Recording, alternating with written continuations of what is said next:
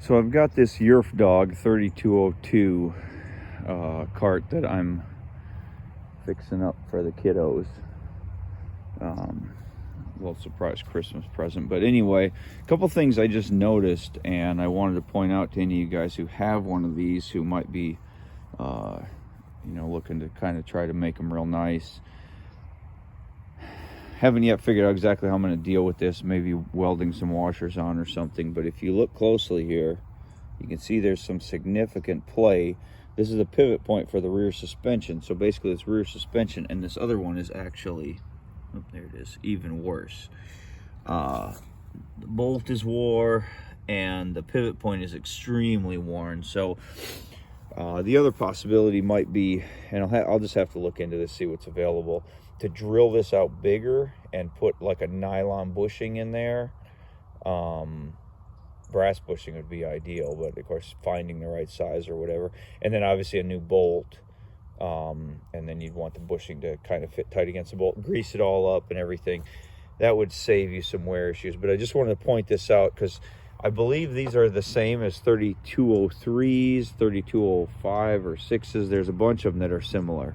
So that's one of the issues. And by the way, I got this thing flipped over because I'm pressure washing it.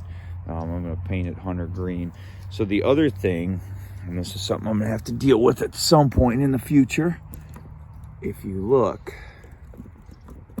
see that bolt and inside is wore out too. This should not be pivoting like that. So I'm going to have to deal with that too. This cart, by the way, I got it for a fair price. It wasn't a screaming deal or anything. I have the original seat belts. The seat belts are not in great shape, but they're decent, so I may reuse them. The seat frame was good. The bottom was completely, no, let me see. The bottom was there, recovered in vinyl at some point, but not very good. The back was not there at all, so built all new ones of those. Built the cushion that goes up here. I'll have all that in a later video when this thing gets done. It's got the original size tires on the front, 15 by 6 by 6. The rears are a little smaller, 20 by 8 by 8s. This rim has been welded and not very well. It's a 1-inch shaft. I loosened the nuts hoping that the wheels will come loose. I think the other side did. This one has not. I need to put a tube in this one. And I'm thinking about actually downsizing these to 16s because of the gearing. The way this is, this thing's going to run over 30 if the engine, which is a 7-horse, will pull it all the way. So I kind of wanted a little slower. Putting some 16s on it will bring me down, I think somewhere around 26, 27 miles an hour is what I calculate. 60 tooth, it's a number 40 chain, so 60 tooth.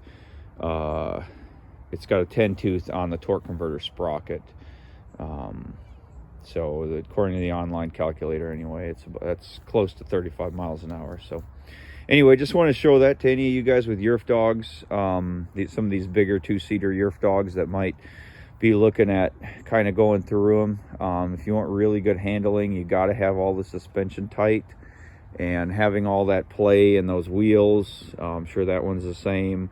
And these, this pivot point for this rear engine cradle setup, that's all really got to be tight. It's not going to make a huge difference for what we're doing, but if you really want it, good, you definitely have to tighten all that up. So just want to point that out as probably common wear areas. Oh, the other thing I have coming is that shock is locked up down there, so I have a new set of those shocks with the little air chambers on the side coming sometime this week. So anyway, stay tuned for an update.